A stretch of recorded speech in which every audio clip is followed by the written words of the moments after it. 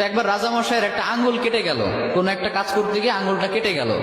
ওই টাইমে মন্ত্রী গিয়ে বলে, রাজামশাই মন খারাপ করবেন না, ডোন্ট বি আপসেট, আল্লাহ যা করে ভালোর জন্যই করে। এবার রাজামশাই তো রেগে গেছে যে এতদিন একা একা বকবক করতে কিছু বলি নাই, আমার আঙ্গুল কেটে গেল, এখানে ভালোর কি আছে? আচ্ছা, মন্ত্রীকে এবার বলতেছে, তো আল্লাহ যা করে ভালোর জন্যই করে, তাই না? বলে হ্যাঁ।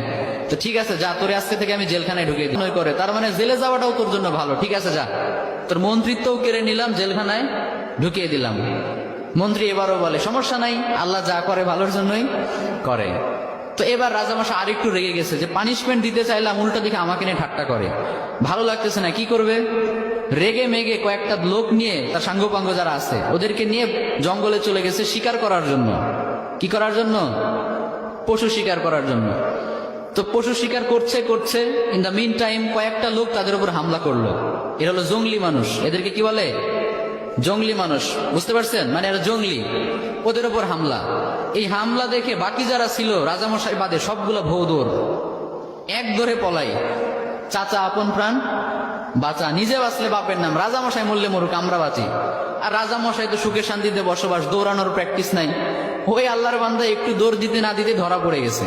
আর অন্যদের তো হেঁটে দৌড়ে অভ্যাস আছে, ওরা পালিয়ে গেছে। এখন রাজামশাইকে সবাই ধরে নিয়ে চলে গেছে এক জায়গায়। আসলে রাজামশাইকে তারা নিয়ে গিয়েছে জবাই করার জন্য।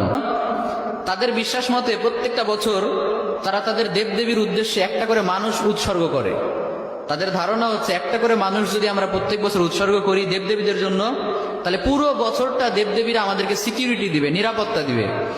তো ওই কারণে রাজামশাইকে নিয়ে গিয়েছে, শুয়ে দিয়েছে, জবাই করবে। এখন যেই না জবাই করতে যাবে, ইন দ্য মিন টাইম একজন চিৎকার করে উঠে বলে, স্টপ, থামো, একে দিয়ে হবে না।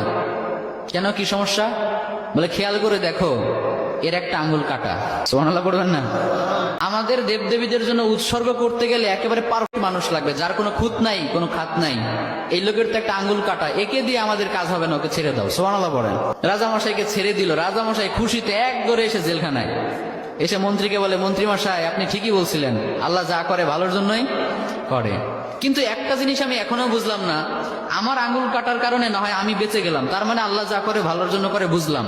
তা আপনাকে যে জেলখানায় দিলাম, এখানে আপনার কি ভালো, এটা তো বুঝলাম না। মন্ত্রী মশাই বলে, রাজামশাই এখনো বুঝেন নাই?